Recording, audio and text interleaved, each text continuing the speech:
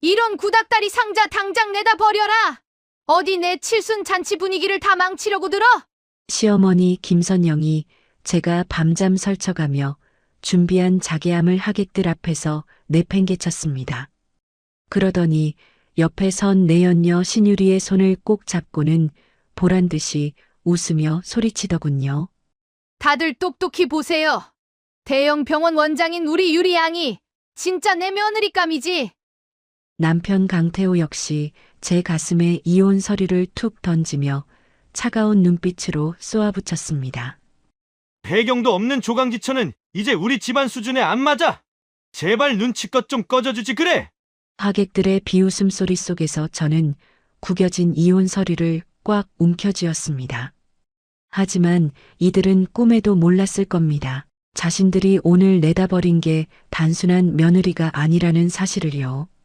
당신들이 그토록 목숨처럼 아끼는 그 회사. 내일 아침이면 먼지 하나 남지 않게 공중분해 시켜줄게. 시어머니의 화려했던 칠순 잔치가 어떻게 피눈물 나는 장례식으로 변하게 될지 그 처절한 복수극이 지금 시작됩니다. 시작하기 전에 무료로 눌러주시는 구독과 좋아요, 알림 설정은 똑순이 사랑방에 큰 힘이 됩니다. 지금 어디서 듣고 계신지 댓글 달아주세요. 그럼 지금부터 이야기를 시작하겠습니다. 특급 호텔 연회장의 공기는 화려한 조명과는 다르게 체이주의 폐부를 찌르듯이 차갑고 날카로웠습니다. 천장에 매달린 수천 개의 크리스털 샹들리에가 내뿜는 빛은 눈이 시릴 정도로 찬란했지만 그 아래 서 있는 체이주의 그림자는 그 어느 때보다 짙고 어두웠습니다. 체이주는 지난 한 달 동안 잠을 4시간 이상 자본 적이 없을 정도로 이번 칠순 잔치를 위해 온몸을 내던졌습니다. 시어머니 김선영이 좋아하는 메뉴를 고르기 위해 전국을 돌고 수백 명에 달하는 하객들의 명단을 직접 확인하며 좌석 배치도 하나까지 체이주의 손을 거치지 않은 것이 없었습니다. 하지만 정작 행사가 시작되자 체이주에게 허락된 자리는 가족석이 아닌 입구 근처의 안내 데스크였습니다. 한복 치마 끝자락을 조심스럽게 움켜쥐며 서 있는 체이주를 본 하객들은 그녀가 강성건설의 며느리라는 사실조차 모르는 듯 가벼운 눈길만 던지고 지나갈 뿐이었습니다. 행사장의 문이 활짝 열리고 경쾌한 음악이 흐르자 하객들의 시선은 일제히 중앙 무대 쪽으로 쏠렸습니다. 남편 강태호가 나타났지만 그의 곁에 선 사람은 조강지처인 체이주가 아니라 처음 보는 낯선 여성이었습니다. 하얀 피부와 세련된 단발머리, 그리고 수천만 원은 좋게 넘어 보이는 명품 원피스를 입은 그녀는 강태호의 팔짱을 낀 채 당당하게 걸어 들어왔습니다. 강태호가 신유리의 어깨를 더욱 밀착시켜 감싸 안으며 하객들에게 고개를 깊게 숙였습니다. 그 모습은 마치 이 연회의 진짜 주인공이 누구인지를 만천하에 공표하는 선전포고와도 같았습니다.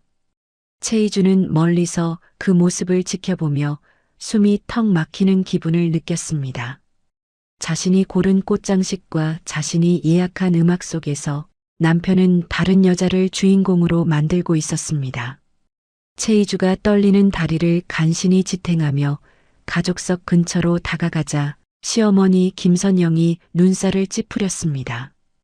김선영은 체이주가 내민 정성 어린 자개함을 힐끗 보더니 코웃음을 치며 테이블 구석으로 거칠게 밀어버렸습니다. 김선영이 화려하게 보석이 박힌 부채를 펼쳐들며 날카로운 목소리로 말했습니다. 이런 구닥다리 상자는 어디서 주워온 거니? 내 칠순 잔치 분위기 다 망치려고 작정한 거야? 체이주가 떨리는 입술을 깨물며 작은 목소리로 대답했습니다. 어머니, 그건 제가 직접 장인에게 부탁해서 수개월 동안 공들여 제작한 자개함이에요. 안에 어머니 건강을 기원하는 귀한 보석도 담았습니다. 김선영이 코방귀를 뀌며 옆에 서 있던 신유리가 내민 명품 쇼핑백을 낚아챘습니다.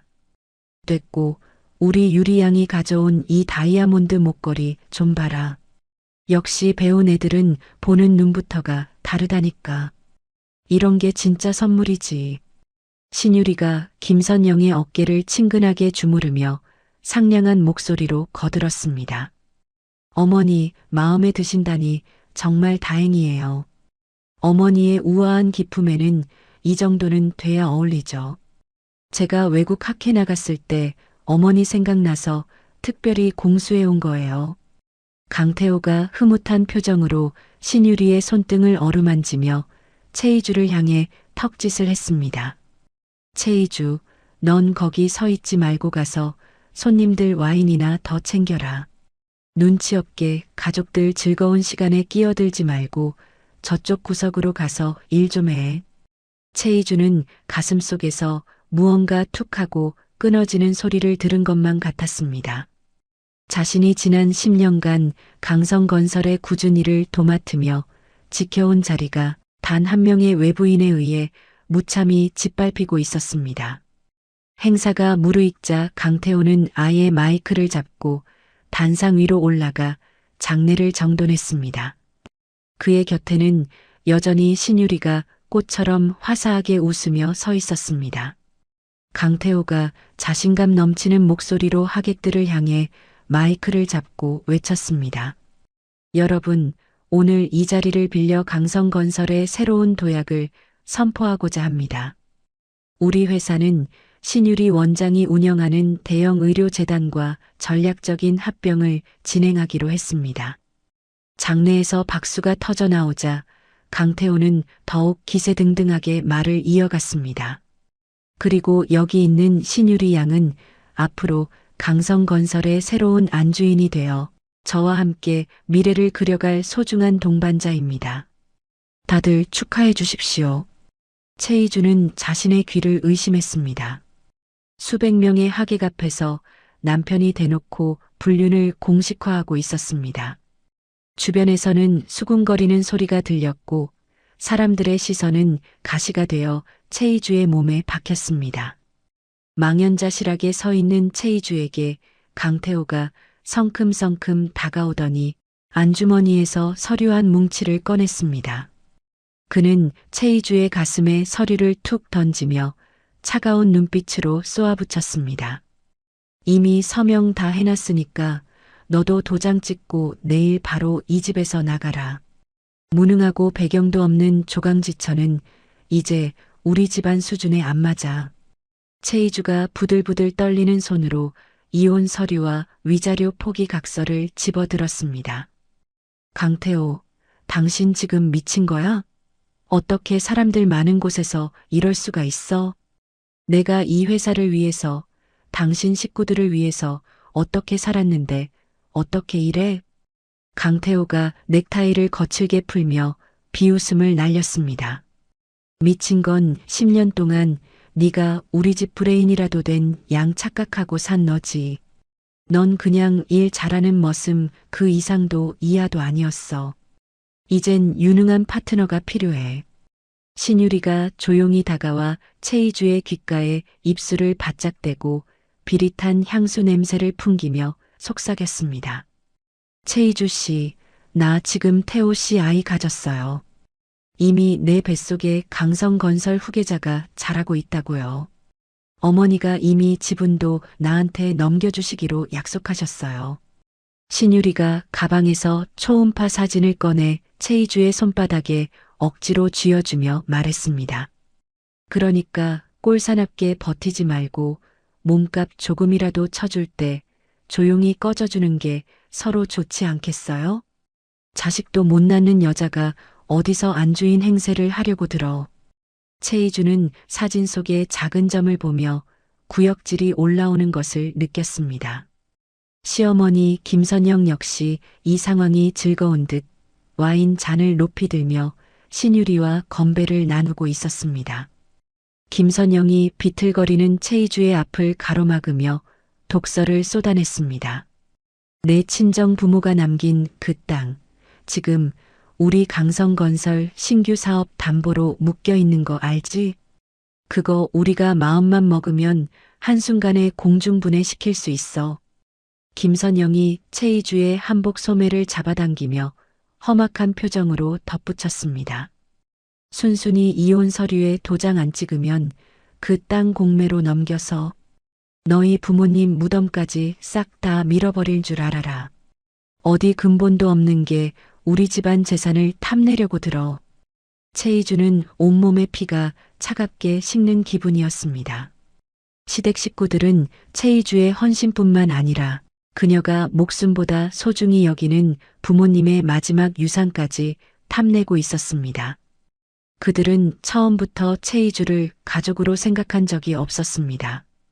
그저 회사를 키우기 위한 도구로 쓰고 더 큰 이익을 가져다 줄 먹잇감이 나타나자 가차없이 버리려는 것이었죠. 연회장 안은 환호성과 웃음소리로 가득했지만 최희주에게는 그 소리가 악마들의 비명처럼 들렸습니다. 최희주는 손에 쥔 이혼 서류와 초음파 사진을 구겼습니다. 슬픔은 이미 분노의 불길에 타버려 재조차 남지 않았고 오직 서늘한 복수심만이 심장을 채우기 시작했습니다.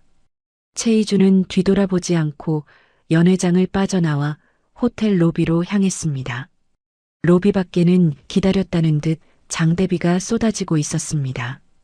최희주는 빗속에 서서 차가운 공기를 깊게 들이마시며 결심했습니다. 자신이 10년 동안 쌓아 올린 강성건설의 성벽을 제 손으로 가장 처참하게 무너뜨리겠노라고 말입니다. 빗물에 젖은 최희주의 눈동자가 어둠 속에서 번뜩였습니다. 그녀는 가방 깊숙한 곳에 숨겨두었던 검은색 하드디스크의 감촉을 확인했습니다. 그 안에는 강태호와 김선영이 지난 수년간 저질러온 탈세와 비자금 조성, 그리고 온갖 불법적인 로비 내역이 상세히 기록되어 있었습니다. 이 자료들이 세상 밖으로 나가는 순간 강성건설이라는 거대한 모래성은 흔적도 없이 사라질 것입니다. 최희주는 차에 올라타 떨리는 손으로 노트북을 켰습니다. 빗줄기가 차창을 세차게 때렸지만 희주의 손가락은 단 한순간의 망설임도 없었습니다. 당신들이 그토록 자랑스러워하는 그 회사, 내일 아침이면 먼지 하나 남지 않게 해줄게. 당신들이 버린 게 단순한 며느리가 아니라 이 회사의 목숨줄이었다는 걸 똑똑히 보여주지. 최희주가 전송 버튼 위로 손가락을 가져갔습니다.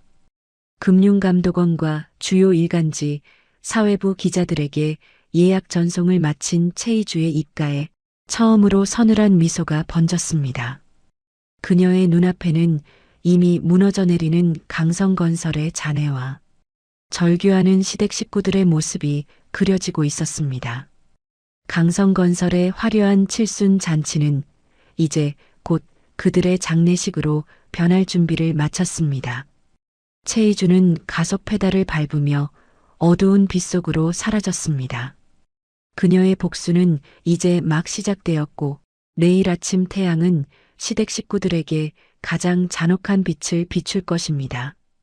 다음 날 아침 8시 강성건설 본사 건물은 평소와 다른 기괴한 정적에 휩싸여 있었습니다. 유리 통창 너머로 비치는 아침 햇살은 여느 때처럼 눈부셨지만 그 빛 아래에서 신문을 펼쳐든 직원들의 손은 미세하게 떨리고 있었습니다. 포털 사이트의 메인 화면은 이미 최희주가 예약 전송해둔 폭로 기사들로 도배되어 있었고 강성건설의 비자금과 탈세 의혹은 실시간 검색어 순위를 장악하며 거센 파도를 일으켰습니다. 최희주는 조용한 오피스텔 방 안에서 모니터를 응시하며 자신이 쏜 화살이 적진의 심장을 정확히 꿰뚫는 과정을 지켜보고 있었습니다. 어젯밤 호텔에서 보았던 화려한 드레스 대신 편안한 옷차림이었지만 최희주의 눈빛만큼은 그 어떤 보석보다 서늘하고 날카롭게 빛나고 있었습니다.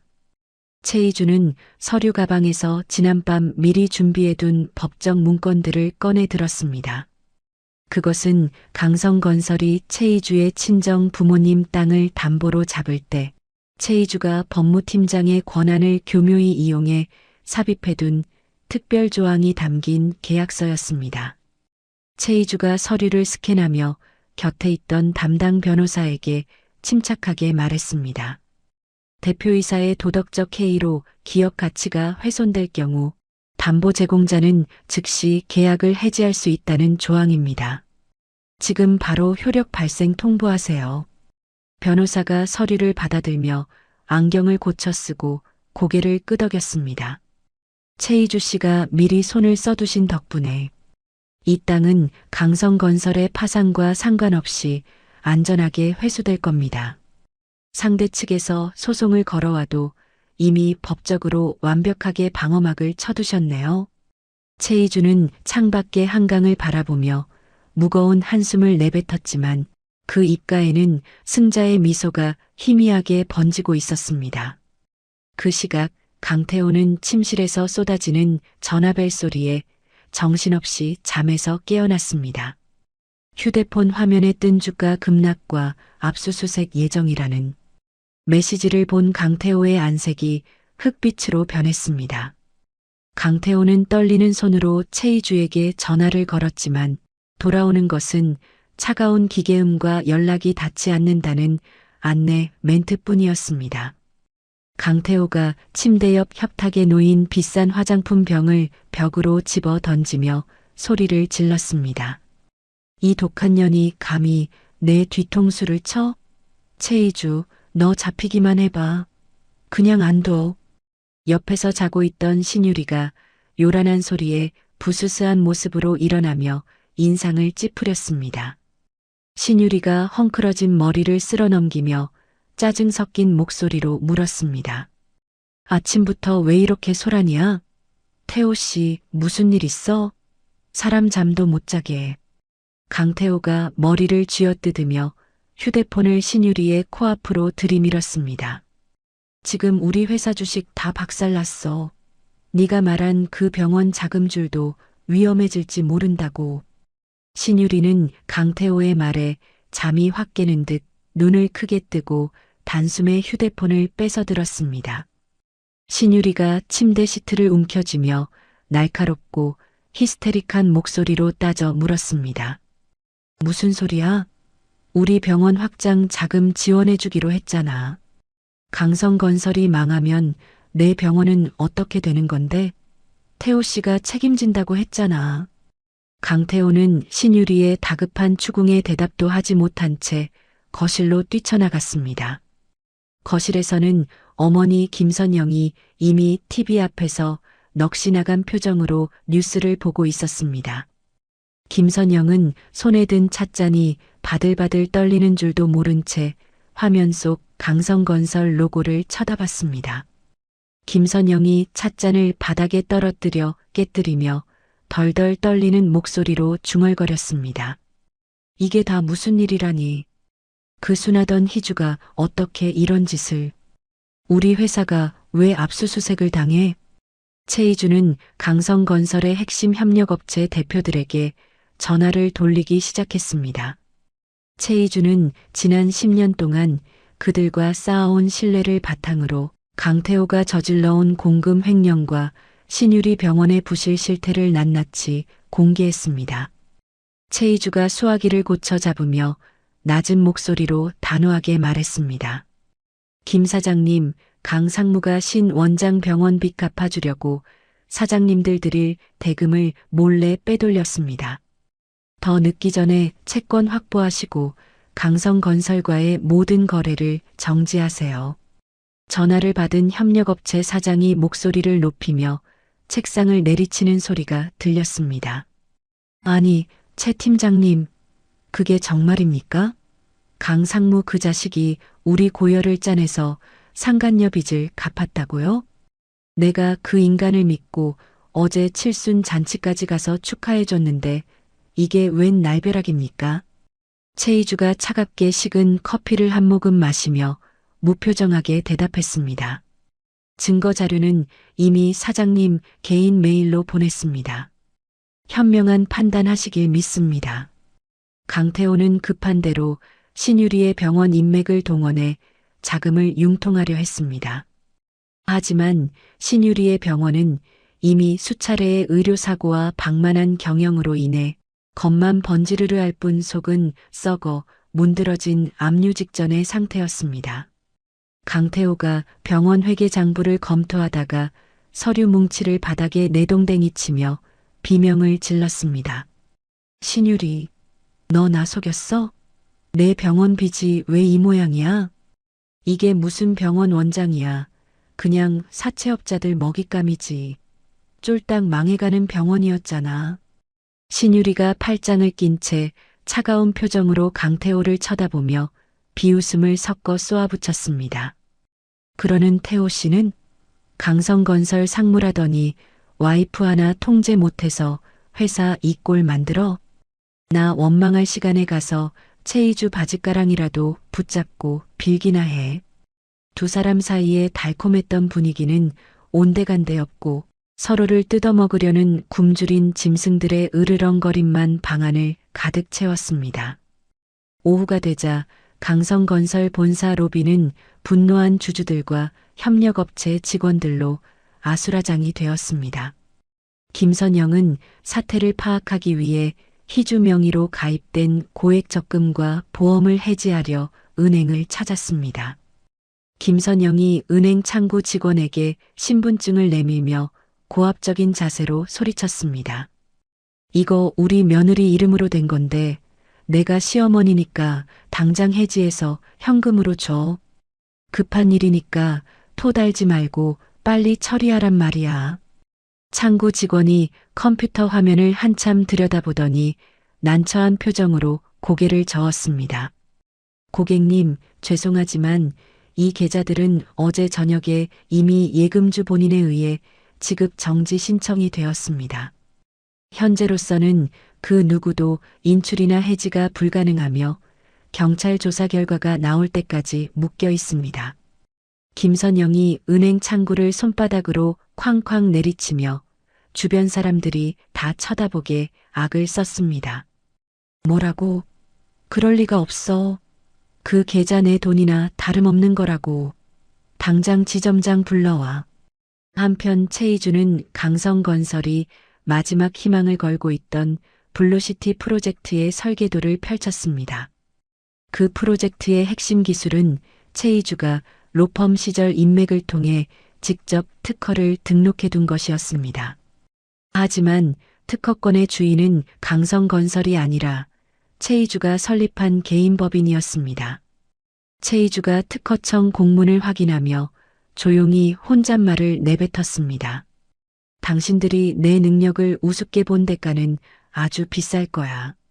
설계도도 기술도 없는 빈 껍데기 회사가 얼마나 버틸 수 있을지 두고 보자고. 최이주는 강성건설 측에 기술 사용 중지 가처분 신청서를 발송하며 상대의 숨통을 끊어놓을 마지막 매듭을 단단히 묶고 자리에서 일어났습니다. 검찰의 압수수색팀이 강성건설 본사에 들이닥치자 신유리는 가장 먼저 자신의 안위를 챙겼습니다. 신유리는 강태호와의 불륜 사실이 수사에 방해가 될까봐 미리 준비해둔 변호인을 통해 자신은 강태호의 횡령 사실을 전혀 몰랐다고 주장하기 시작했습니다. 신유리가 자신의 병원 집무실에서 변호사에게 서류를 건네며 냉정하게 말했습니다. 강태호가 내 병원에 투자한 돈은 정당한 사업 파트너로서 준 거예요. 그 돈이 회사 돈 횡령금인지 제가 알 게 뭐죠? 전 피해자니까 모든 책임은 강태호에게 넘기세요. 강태호는 이 소식을 전해 듣고 배신감에 몸을 떨며 사무실 바닥에 주저앉았습니다. 조강지처를 버리고 선택한 여자가 위기의 순간에 가장 먼저 자신을 팔아치우고 있었습니다.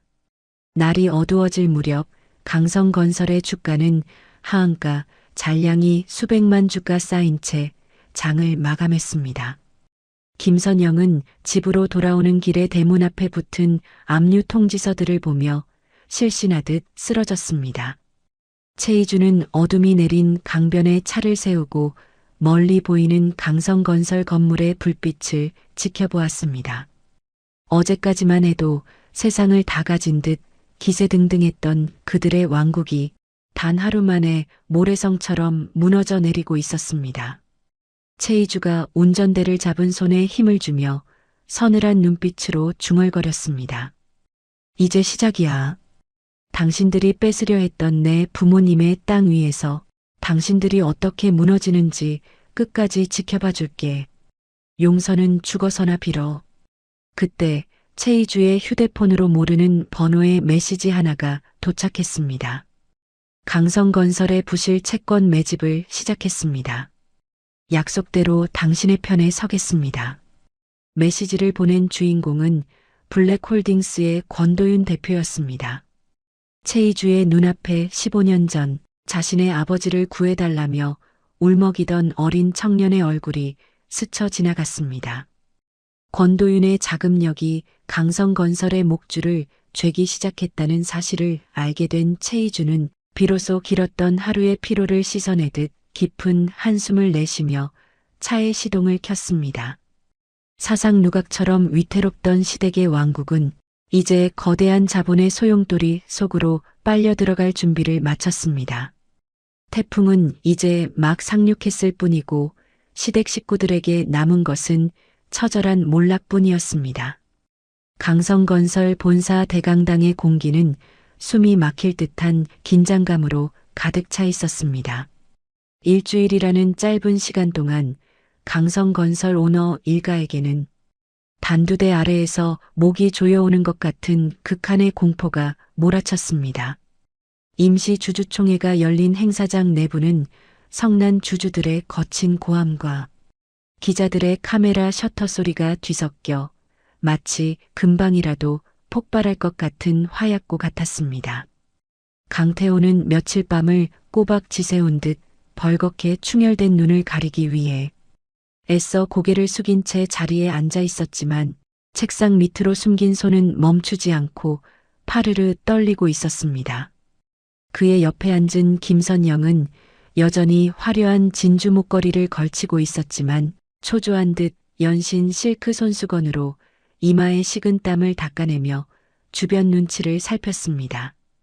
회의 시작을 알리는 의사봉 소리가 무겁게 울려 퍼지자 강태호가 떨리는 손으로 마이크를 고쳐 잡으며 자리에서 일어났습니다.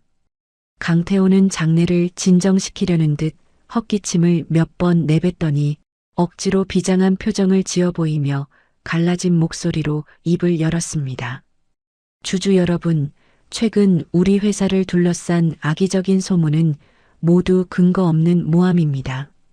우리 강성건설은 신유리 원장이 이끄는 대형 의료재단과 손을 잡고 다시 한번 도약할 준비를 마쳤으니 저를 믿고 조금만 더 기다려 주십시오. 강태호의 말이 끝나기도 전에 강당의 육중한 뒷문이 쾅 소리를 내며 열렸습니다. 짙은 감색 정장을 차려입은 한 남자가 수행원들을 거느리고 당당한 걸음걸이로 강당 안을 가로질러 들어오기 시작했습니다. 장내의 모든 시선이 그 남자에게 쏠렸고 남자는 단상 바로 앞까지 걸어와 강태호를 뚫어질 듯이 응시하며 입가에 비릿한 미소를 띄웠습니다. 강태호가 당황한 기색을 숨기지 못하고 마이크를 쥔 손에 힘을 주며 외쳤습니다. 당신 뭐야? 여기는 관계자들만 들어올 수 있는 신성한 자리야. 경비원들은 뭐하고 있어? 당장 저 무례한들을 밖으로 끌어내지 않고. 남자는 강태호의 고함에도 눈 하나 깜짝하지 않고 품 안에서 서류 뭉치를 꺼냈습니다. 그는 서류를 강태호의 턱 밑까지 들이밀며 나직하지만 강당 구석구석까지 울려 퍼질 정도로 힘있는 목소리로 선언했습니다. 블랙홀딩스 대표 권도윤입니다. 오늘 아침부로 강 상무와 김 회장님의 지분을 모두 합친 것보다 더 많은 주식을 확보했으니 이제부터 이 회의의 주도권은 제가 갖는 것으로 하겠습니다. 주주들 사이에서 경악 섞인 탄성이 터져나왔고 김선영은 믿을 수 없다는 듯 벌떡 일어나 손가락질하며 비명을 질렀습니다. 그게 무슨 말도 안 되는 소리야. 우리 집안 주식을 누가 당신한테 팔았다는 거야. 당장 저 사기꾼을 경찰에 신고해. 어서. 권도윤은 김선영의 악다구니를 가볍게 무시하며 수행원이 건네준 태블릿을 강당 벽면에 설치된 대형 화면에 연결했습니다. 화면 위로는 강태호가 신유리의 부실한 병원 빚을 갚아주기 위해 소액 주주들의 배당금을 가로채 비자금을 조성한 내역이 낱낱이 떠올랐습니다. 권도윤이 화면 속의 숫자를 하나하나 가리키며 차가운 목소리로 덧붙였습니다. 이 자료들은 강 상무가 범죄 수익으로 지분을 유지했다는 명백한 증거입니다. 따라서 현 시간부로 두 분의 의결권은 법적으로 완전히 박탈되었음을 선포합니다. 신유리는 사태가 심상치 않게 돌아가자 조용히 뒷문으로 빠져나가려 벽면을 타고 슬금슬금 몸을 움직이기 시작했습니다. 하지만 권도윤은 이미 예상했다는 듯 신유리의 이름을 크게 부르며 발길을 멈추게 했습니다. 권도윤이 도망치려던 신유리를 향해 서늘한 눈빛을 보내며 소리쳤습니다. 신유리 원장님, 어디 그렇게 바쁘게 가시는 겁니까? 당신이 과거 우리 아버지 병원에서 페이닥터로 일하던 시절에 환자들 차트를 조작해서 병원을 통째로 망가뜨리고 도망쳤던 그날을 기억하시나요? 신유리는 마치 귀신이라도 본 듯 안색이 하얗게 질려 벽을 짚고 간신히 서 있었습니다. 신유리가 입술을 파르르 떨며 더듬거리는 목소리로 반박하려 애를 썼습니다. 무슨 근거로 그런 말도 안 되는 헛소리를 지어내는 거예요? 난 당신 같은 사람 태어나서 처음 본다고요. 사람 잘못 봤어. 권도윤이 안경을 고쳤으며 신유리의 숨통을 조이듯 한 걸음 더 다가갔습니다. 처음 보시겠죠. 당신 때문에 우리 아버지가 억울하게 감옥에 가셨을 때 저는 이름도 없는 꼬맹이에 불과했으니까요. 하지만 진실은 반드시 돌아오는 법입니다. 사실 권도윤이 강성건설을 무너뜨리기 위해 나타난 것은 단순한 우연이 아니었습니다. 15년 전 권도윤의 아버지가 신유리의 강교한 계략에 빠져 횡령범으로 몰렸을 때 세상 모두가 손가락질하며 등을 돌렸지만 유일하게 손을 내밀어준 사람이 있었습니다. 당시 시부 변호사였던 최희주는 아무런 대가도 바라지 않고 밤을 새워가며 권도윤 아버지의 무죄를 증명할 결정적 증거를 찾아주었습니다. 나레이션이 당시에 절박했던 상황을 설명하듯 조용히 의조렸습니다. 어린 권도윤에게 최희주는 법전 뒤에 숨은 권력자가 아니라 어두운 구렁텅이에서 자신을 끌어올려준 단 하나의 구원자였던 것이죠. 권도윤은 그때의 은혜를 갚기 위해 월스트리트에서 거물이 되어 돌아왔고 희주가 버려지는 순간만을 기다렸다가 그녀의 가장 날카로운 칼이 되어준 것이었습니다. 이때 강당 연문이 천천히 열리며 드디어 주인공 최희주가 우아하면서도 당당한 모습으로 모습을 드러냈습니다. 최희주는 권도윤의 곁에 서서 단상 위에 있는 강태호와 김선영을 마치 벌레를 보듯 얼음장처럼 차가운 시선으로 올려다보았습니다. 최희주가 리모컨을 눌러 화면을 전환하자 신유리가 강태호를 속이기 위해 은밀하게 주고받았던 메시지들이 대형 화면 가득 쏟아졌습니다. 최희주가 마이크를 잡고 강당이 쩌렁쩌렁 울릴 정도로 또렷하게 말했습니다. 신유리 씨가 가졌다는 아이 사실은 임신 초기 증상도 없는 가짜였다는 거 다들 모르셨죠? 여기 산부인과 검진 기록과 두 사람이 공모한 파렴치한 대화 내용이 다 있습니다. 화면에는 신유리가 강태호에게 이 바보 같은 늙은 여우 지분만 뺏으면 우리 세상이야라고 보낸 문자가 선명하게 박혀 있었습니다. 김선영은 자신이 그토록 믿고 아끼던 의사 며느리가 자신을 늙은 여우라고 비하했다는 사실에 충격을 받아 가슴을 움켜쥐었습니다. 김선영이 신유리의 얼굴을 향해 손을 뻗으며 쉰 목소리로 악을 썼습니다. 너 인연. 감히 날 속여? 내 아들 아이를 가졌다고 나를 엄마처럼 따르더니 내가 너한테 준 그 비싼 보석들 당장 내놔. 이 사기꾼아. 강태호 역시 신유리가 자신을 이용해 병원 빚을 탕감하려 했다는 적나라한 대화 내용을 보고는 정신이 나간 사람처럼 허탈하게 웃기 시작했습니다. 강태호가 신유리의 머리채를 거칠게 잡아채며 바닥으로 내팽개치고 소리를 질렀습니다. 신유리, 이 사탄 같은 년아, 네가 감히 나를 가지고 놀아? 내 돈, 우리 회사 돈 다 어디다 빼돌렸어? 당장 말해. 신유리는 바닥에 나동그라진 채로 소리를 지르며 강태호의 얼굴을 손톱으로 핥히어 버렸습니다. 두 사람의 추악한 몸싸움이 전 국민이 지켜보는 가운데 실시간으로 중계되고 있었습니다. 주주들은 야유를 퍼부으며 강태호의 해임을 목청껏 요구했고 미리 대기하고 있던 경찰들이 강당 안으로 들이닥쳐 상황은 그야말로 아수라장이 되었습니다. 경찰들이 강태호와 신유리의 팔을 붙잡아 연행하려 하자 김선영은 최이주의 바짓가랑이를 붙잡고 바닥을 기며 눈물로 애원했습니다. 희주야, 내가 잘못했다. 제발 태호 아범마는 살려다오. 우리 회사가 어떻게 세운 회사인데 이렇게 무너지면 안 되잖니. 최이주는 김선영의 주름진 손을 단호하게 뿌리치며 단 한 방울의 동정심도 느껴지지 않는 눈빛으로 내려다보며 대답했습니다. 어머니, 아니 김선영 씨. 당신들이 제 친정 부모님 무덤까지 밀어버리겠다고 했던 말. 이제 당신들이 길바닥으로 나앉아서 그 비참함을 직접 겪어보세요. 그게 제가 받은 상처에 대한 최소한의 예의니까요. 경호원들에 의해 강제로 끌려나가는 김선영의 처절한 비명이 강당 복도 끝까지 가슴 시리게 울려 퍼졌습니다. 최이주는 단상 위로 성큼성큼 올라가 주인이 바뀐 의사봉을 집어들고 온 힘을 다해 단상을 3번 내리쳤습니다. 최이주가 흐트러짐 없는 자세로 주주들을 향해 정중히 고개를 숙이며 마지막 인사를 건넸습니다.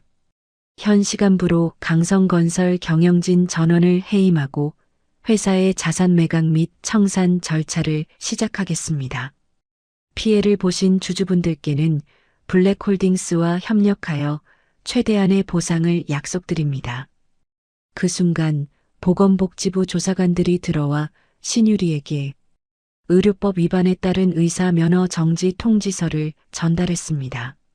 신유리는 경찰차에 타기 직전 통지서를 받아들고는 미친 사람처럼 껄껄 웃다가 이내 통곡하며 바닥에 주저앉아 흙바닥을 손톱이 빠지도록 긁어댔습니다. 최이주는 권도윤과 깊은 눈빛을 교환하며 지난 10년 동안 가슴을 짓눌렀던 묵은 체증이 한순간에 씻겨 내려가는 평온함을 느꼈습니다.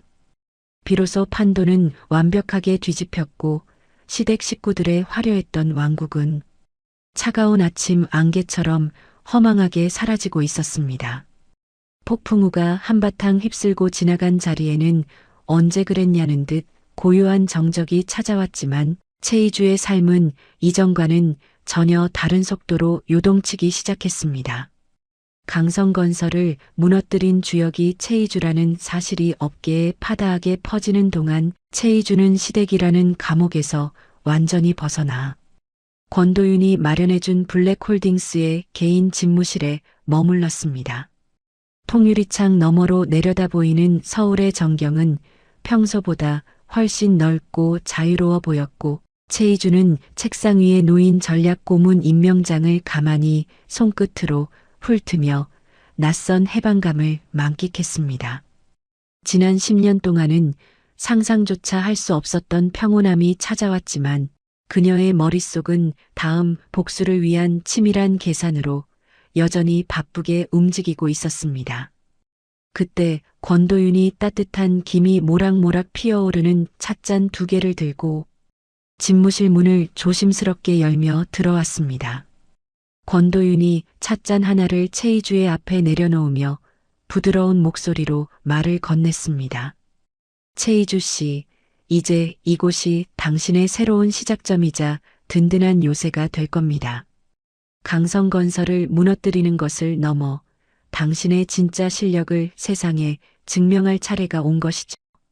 최이주가 찻잔에서 올라오는 은은한 향기를 맡으며 권도윤을 바라보고 엷은 미소를 지으며 대답했습니다. 권 대표님 덕분에 다시 숨을 쉴 수 있게 되었어요. 10년 동안 잊고 살았던 제 이름을 다시 찾은 기분이라 아직도 모든 게 꿈처럼 느껴지곤 하네요. 권도윤이 안경을 고쳤으며 창가로 걸어가 노을이 지는 도심을 응시하며 나직하게 말을 이어갔습니다. 기억하실지 모르겠지만 15년 전 당신은 제 인생의 유일한 구원자이자 희망이었습니다. 당신이 없었다면 지금 이 자리에 서 있는 권도윤이라는 사람도 없었을 겁니다. 나레이션은 시간을 거슬러 올라가 권도윤의 기억 속에 깊이 박힌 15년 전 그날로 안내했습니다.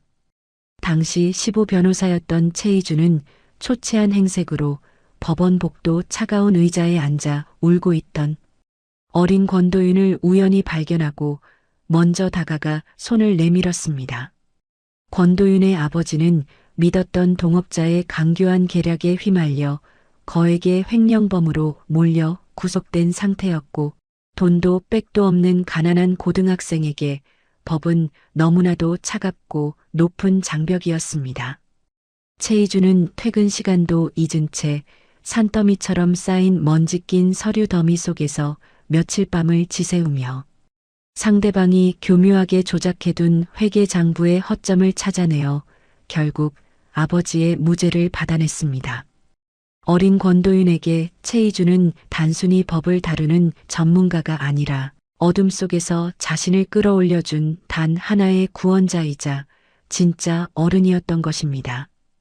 권도윤이 과거의 기억을 회상하며 최이주를 향해 다시 몸을 돌려 진심 어린 목소리로 말했습니다.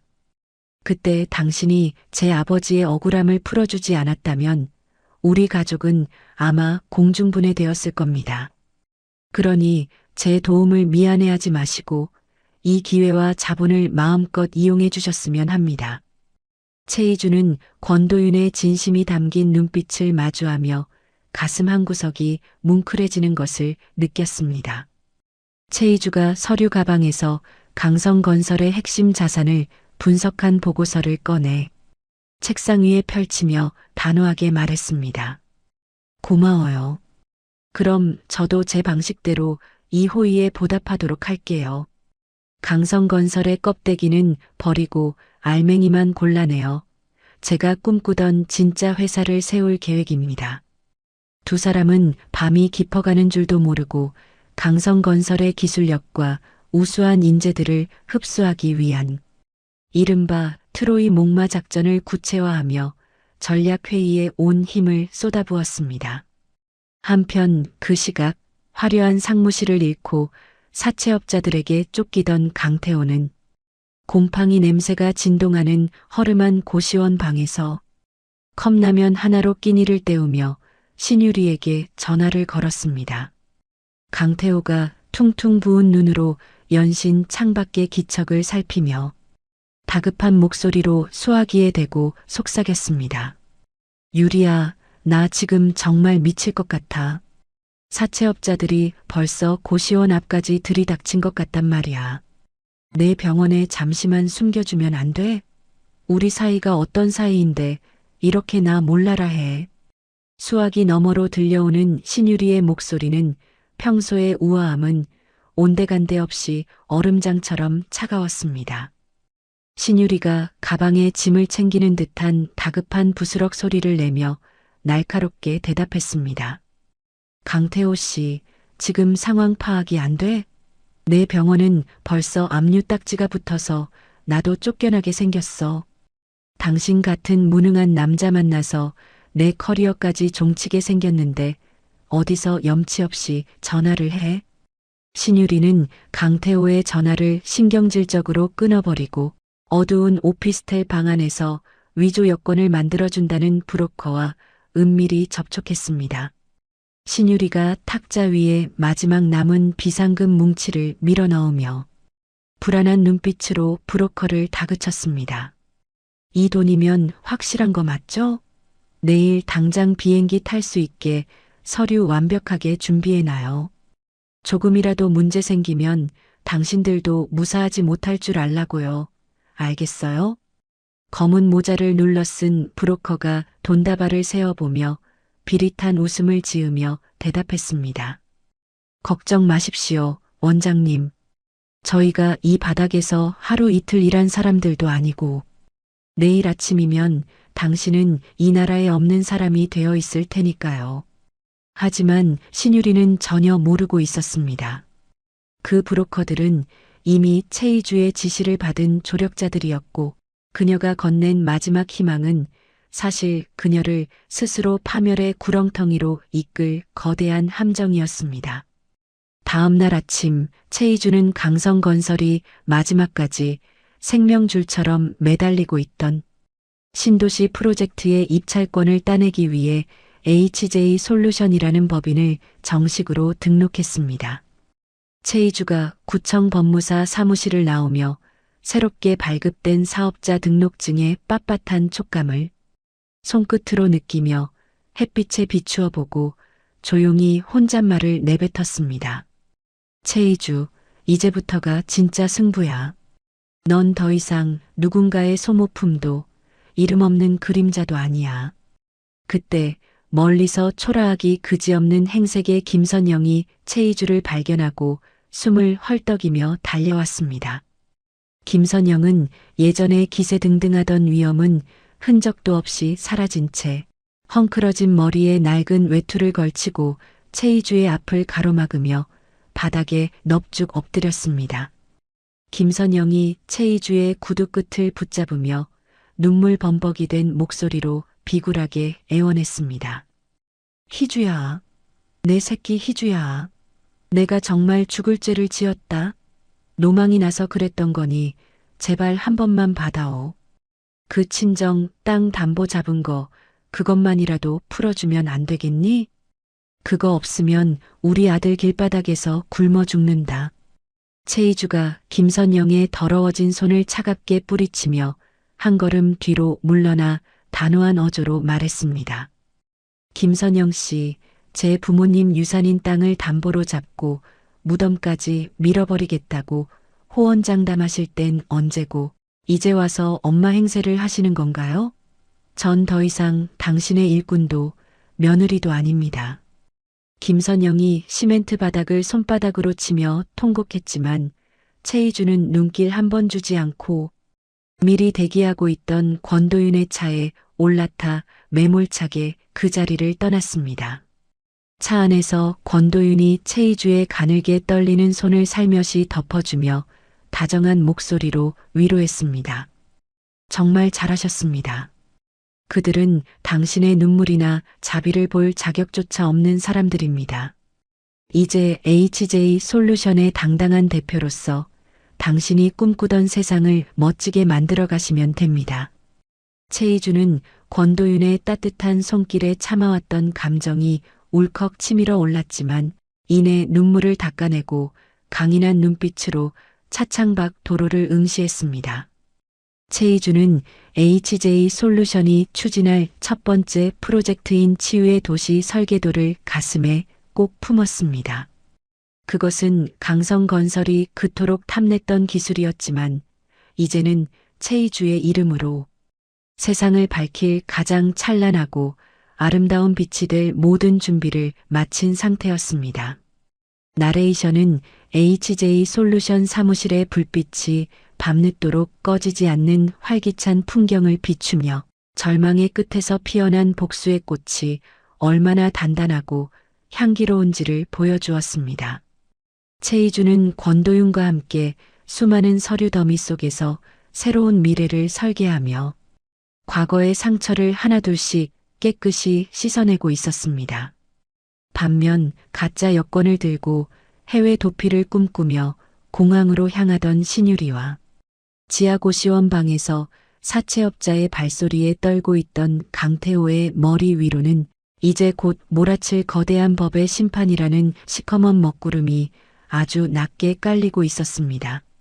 희망을 찾은 자와 끝없는 절망으로 추락하는 자의 운명은 그렇게 한 장의 사업자 등록증과 한 통의 긴급 체포 영장 사이에서 극명하게 엇갈리고 있었습니다. 한 달이라는 시간이 흐른 뒤 서울 강남 한복판에 우뚝 솟은 신축 빌딩의 외벽에는 HJ 솔루션이라는 세련된 로고가 아침 햇살을 받아 눈부시게 반짝이고 있었습니다. 과거 강성건설의 그늘 아래서 이름도 없이 숨죽여 일하던 전략기획실 직원들은 이제 최이주 대표의 진두지휘 아래 새로운 미래를 설계하며 활기찬 발걸음으로 출근길을 서둘렀습니다. 최이주는 신사옥 로비에 들어서며 자신을 향해 일제히 고개를 숙여 인사하는 직원들에게 여유로우면서도 기품 있는 미소를 지어 보이며 가볍게 목을 숙여 화답했습니다. 오늘은 강성건설이 실패했던 신신도시 스마트시티 프로젝트의 단독 사업자 선정을 축하하고 최이주가 올해의 여성기업인상을 수상하는 영광스러운 날이었습니다. 개업식 행사장 안은 정계와 재계의 거물들로 발 디딜 틈 없이 가득 찼고 수많은 취재진의 카메라 플래시가 최이주의 일거수일투족을 쫓으며 연신 터져나왔습니다. 최이주는 과거 칠순 잔치 때 입었던 낡고 초라했던 한복 대신 순백의 실크 수트와 세련된 보석 장식으로 우아하면서도 강인한 여성 리더의 면모를 드러냈습니다. 행사에 참석한 한 중견 건설사 대표가 최이주에게 다가와 샴페인 잔을 건네며 감탄 섞인 목소리로 말했습니다. 최 대표님, 정말 대단하십니다. 강성건설이 놓친 기회를 이렇게 완벽하게 살려내시다니 역시 업계의 숨은 보석이었다는 소문이 사실이었군요. 보는 눈이 참 대단하십니다.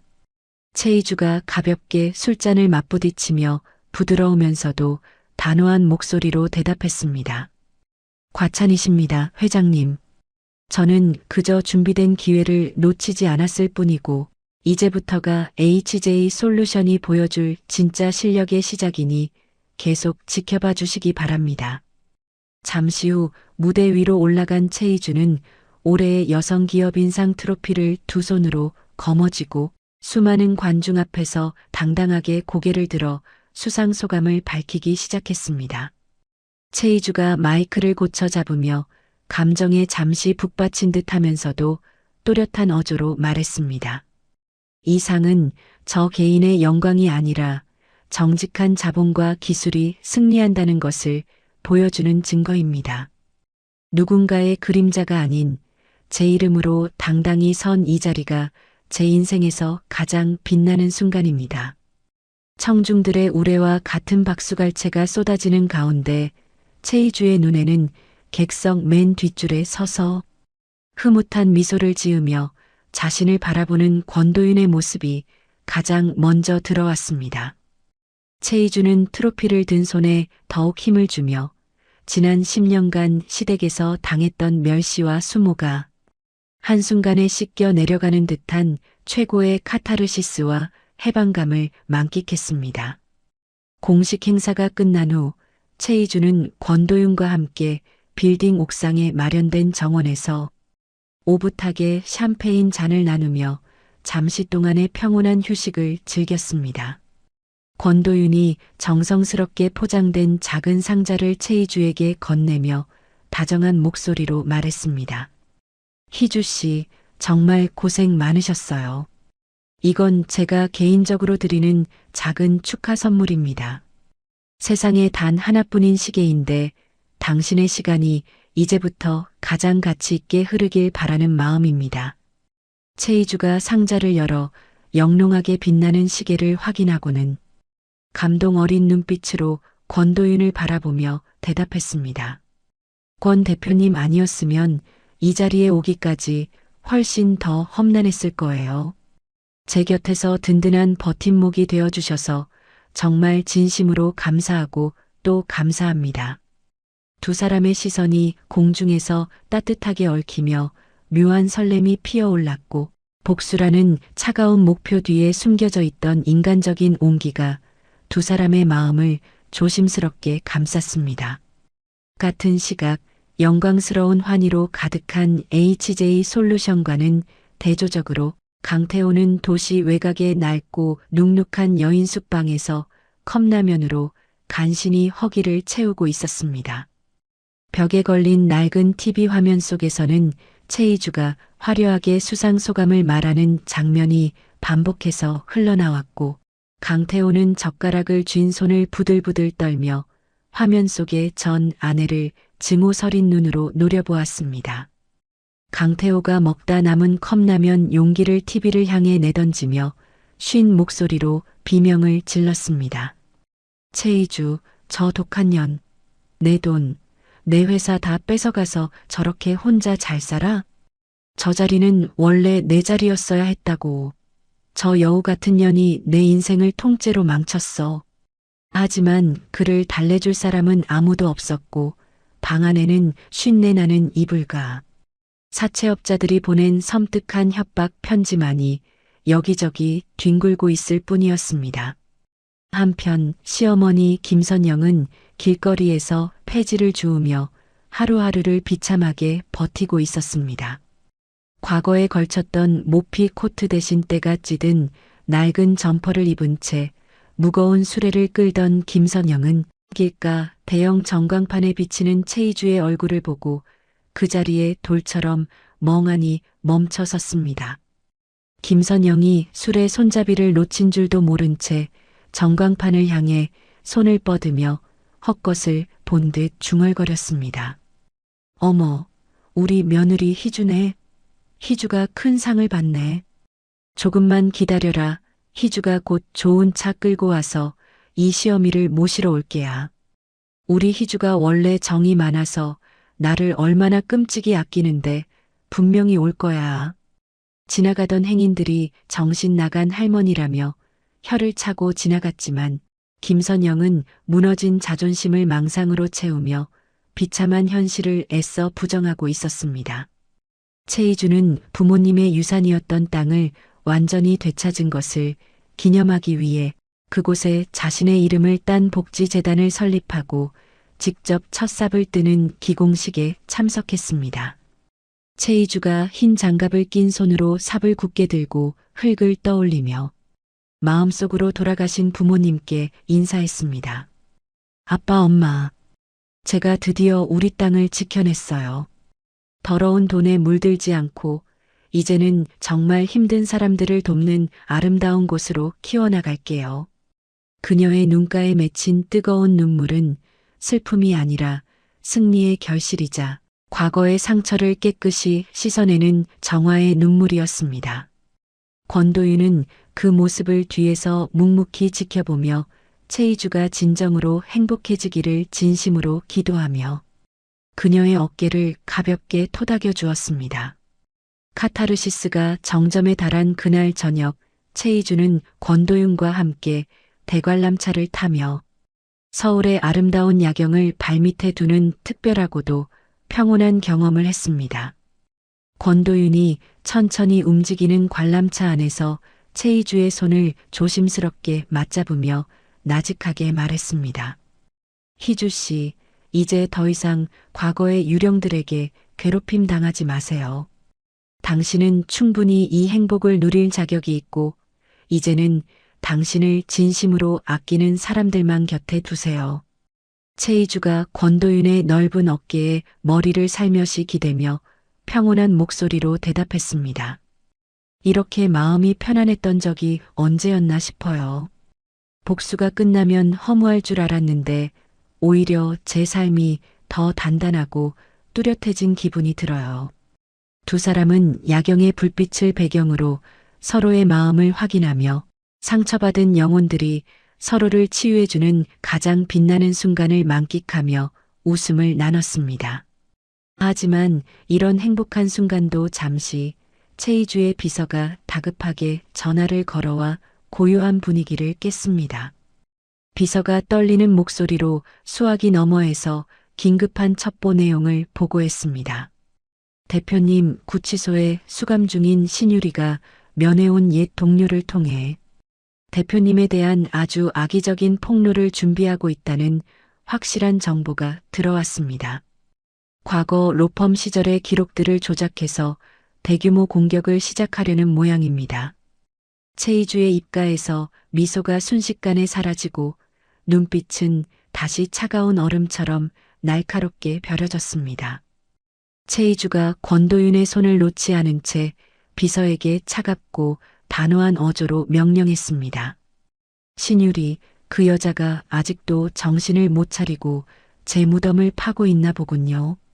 어떤 자료를 준비하든 상관없으니 배후 세력들까지 한꺼번에 뿌리 뽑을 수 있게 완벽히 준비하세요. 평화로운 야경 아래 다시금 불길한 전조가 들이우기 시작했고 성공의 기쁨 뒤에 숨은 또 다른 위기가 소리 없이 다가오고 있었습니다.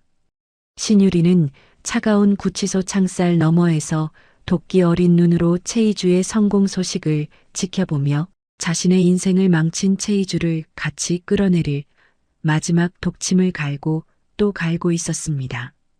가장 빛나는 순간에 찾아온 어둠의 그림자는 과연 최이주가 피와 땀으로 쌓아 올린 공든 탑을 다시 흔들어 놓을 수 있을까요? 최이주는 결의에 찬 표정으로 관람차 밖의 어두운 도심을 내다보며 자신에게 도전하는 악의 무리들에게 처절한 파멸을 선사할 새로운 전쟁을 준비하기 시작했습니다. 화려한 귀환의 기쁨은 잠시 접어두고 이제는 자신의 성체를 지키기 위한 더 치열하고 잔혹한 투쟁이 그녀를 기다리고 있었습니다. 가장 찬란한 성공의 정점에서 축배를 들어 올린 지 불과 사흘 만에 최이주의 세상은 다시금 시커먼 먹구름 아래로 급격히 가라앉기 시작했습니다. 평화롭던 오전의 정막을 깨고 비서가 사색이 된 얼굴로 집무실로 뛰어들어왔을 때 최이주는 이미 온라인 커뮤니티를 장악한 추악한 폭로 글들을 확인하고 있었습니다. 과거 최이주가 로펌에서 근무하던 시절 거액의 수임료를 챙기기 위해 의뢰인의 증거물을 조작하고 상대 측을 협박했다는 허무맹랑한 내용들이었습니다. 최이주는 떨리는 손가락으로 마우스를 내려 게시글 아래 달린 수천 개의 비난 댓글을 훑으며 가슴 밑바닥에서부터 올라오는 뜨거운 분노를 간신히 억누르고 있었습니다. 사람들은 어제까지의 찬사를 잊은 듯 최이주를 향해 입에 담지 못할 욕설을 퍼부으며 그녀가 일궈온 모든 성공을 가짜라고 비하하며 몰아세웠습니다. 이 정교하고도 조작된 소동의 배후에는 구치소 안에서도 독을 품고 있던 신유리가 있었습니다. 신유리는 면회온 옛 동료 의사에게 자신의 비밀 계좌에 숨겨두었던 마지막 자금을 넘기며 최이주의 평판을 완전히 뭉개버릴 가짜 서류들을 유포하라고 은밀히 지시했던 것이죠. 최이주가 집무실 책상을 주먹으로 쾅 내리치며 서늘한 목소리로 비서에게 말했습니다. 신유리, 이 여자가 기어이 제 손으로 무덤을 파는군요. 당장 로펌 시절 동료들에게 연락해서 원본 기록들 확보하고 반박보도 자료 준비하세요. 비서가 노트북을 가슴에 꼭 안으며 목소리를 벌벌 떨며 대답했습니다. 대표님, 상황이 생각보다 훨씬 심각합니다. 지금 강태호 상무가 기자들을 불러 모아 정문 앞에서 기자회견을 열겠다고 난리입니다. 최이주는 그 말을 듣자마자 창가로 달려가 아래를 내려다보았습니다. 최이주가 창밖을 내다보자 신사옥 정문 앞에는 이미 수많은 기자가 몰려들어 진을 치고 있었습니다. 그 무리 한가운데에 선 강태호는 며칠 동안 씻지도 못한 듯 초췌하고 더러운 행색이었지만 눈빛만큼은 광기 어린 집착으로 번들거리며 종이 뭉치를 높이 치켜들고 있었습니다. 강태호가 확성기를 입에 대고 목에 핏대를 세우며 기자들을 향해 침을 튀기며 소리를 질렀습니다. 여러분, 저기 저 높은 빌딩에 앉아 있는 최희주의 실체를 보십시오. 저 여자의 부모가 과거에 강성건설 창업주에게 뒷돈을 대주고 사업권을 따냈던 비리 당사자들입니다. 강태호가 들고 있는 서류는 최희주의 돌아가신 부모님을 파렴치한 범죄자로 둔갑시킨 조작된 비리 문건이었고, 기자들은 자극적인 기사거리를 놓치지 않으려는 듯 연신 셔터를 눌러대며 질문을 쏟아냈습니다. 죽은 사람은 말이 없다는 점을 악용해 강태호는 부모님의 명예를 짓밟으며 자신의 몰락을 희주 탓으로 돌리려는 비겁한 연극을 펼치고 있었습니다. 최희주는 자신의 전부나 다름없는 부모님의 명예까지 더럽혀지자 눈앞이 캄캄해지는 충격을 받고 비틀거리며 책상 모서리를 겨우 붙잡았습니다. 심장이 터질 듯이 뛰고 숨이 가빠와서 최희주는 한동안 자리에서 움직이지도 못했습니다. 그때 권도윤이 문을 박차고 들어와 최희주의 떨리는 어깨를 든든하게 감싸 안으며 말했습니다. 희주 씨, 절대 저들의 도발에 흔들리지 마세요. 강태호가 쥐고 있는 저 서류는 제가 확인해 본 결과 20년 전 기록을 교묘히 합성한 가짜입니다. 최희주가 권도윤의 품에 얼굴을 묻은 채 눈물이 고인 갈라진 목소리로 물었습니다. 하지만 도윤 씨, 저 사람들이 우리 부모님 무덤까지 파헤치고 있잖아요. 제가 어떻게 가만히 있을 수 있겠어요? 당장 내려가서 저 인간의 입을 찢어버리고 싶어요. 권도윤이 최희주의 두 손을 꼭 맞잡으며 단호하면서도 다정한 눈빛으로 대답했습니다. 지금 나가면 저들의 함정에 빠지는 겁니다. 제가 블랙홀딩스 법무팀을 동원해서 언론사를 압박하고 저가짜 뉴스를 막아낼 테니 당신은 여기서 마음을 가다듬으세요. 그러나 악의 그림자는 생각보다 훨씬 깊고 넓게 뻗어 있었습니다. 최희주의 도덕성에 의문을 제기하는 자극적인 기사들이 순식간에 쏟아지기 시작했습니다. 그 여파로 HJ 솔루션에 투자하기로 했던 기관 투자자들이 한꺼번에 투자 철회를 통보하며 회사의 자금줄이 급격히 막히는 절체절명의 위기에 빠지게 되었습니다. 심지어 권도윤의 블랙홀딩스마저 최희주를 불법적으로 지원했다는 이유로 금융당국의 갑작스러운 특별조사를 받게 되는 초유의 상황에 봉착하게 되었습니다. 권도윤이 집무실에서 연신 걸려오는 항해 전화를 처리하며 굳은 표정으로 말했습니다. 희주 씨, 지금 배후 세력들이 아주 조직적으로 움직이고 있어요. 단순히 강태호나 신유리만의 힘이 아니에요. 강성건설에 줄을 댔던 정치권 인사들까지 합세했습니다. 그들은 최희주라는 상징을 무너뜨림으로써 자신들의 과거 치부를 덮으려 하고 있었습니다. 설상가상으로 HJ 솔루션의 로비에서는 시어머니 김선영이 머리에 하얀 띠를 두르고 바닥에 대자로 드러누워 통곡하는 쇼를 벌이며 출입하는 직원들을 괴롭히고 있었습니다. 김선영이 경비원들의 바짓가랑이를 붙잡고 늘어지며 주변 사람들에게 들으라는 듯 악을 썼습니다. 이 독한 며느리가 시어미를 길바닥에 내쫓고 남편을 감옥에 보냈습니다. 부모 죽인 돈으로 회사를 세우더니 이제는 제 시어미까지 굶겨 죽이려고 들어요. 건물 밖으로 쫓겨나지 않으려 버티는 김선영의 비명은 로비를 가득 채웠고 그 광경을 스마트폰으로 찍어 올리는 시민들은 최희주를 향해 비난의 화살을 보내기 시작했습니다. 최희주는 CCTV 화면을 통해 로비의 상황을 지켜보며 가슴이 시커멓게 타들어가는 듯한 고통을 느꼈습니다. 김선영의 연기는 갈수록 가관이었고 그녀는 희주의 성공이 마치 자신의 희생 덕분인 양 떠들어댔습니다. 위기는 여기서 끝이 아니었습니다. 권도윤이 강태호와 접촉한 조폭들의 배후를 추적하기 위해 퇴근길에 차를 몰고 나갔을 때 끔찍한 일이 벌어지고 말았습니다.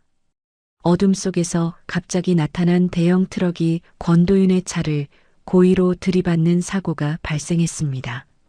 병원 응급실로 비명을 지르며 달려간 최희주는 온몸에 붕대를 감고 산소호흡기에 의지한 채 의식을 잃고 누워있는 권도윤을 보고는 그 자리에 주저앉아 통곡했습니다. 최희주가 권도윤의 차가운 손을 자신의 뺨에 갖다 대며 오열하며 외쳤습니다. 도윤 씨, 나 때문에 이렇게 된 거잖아요. 제발 눈 좀 떠봐요.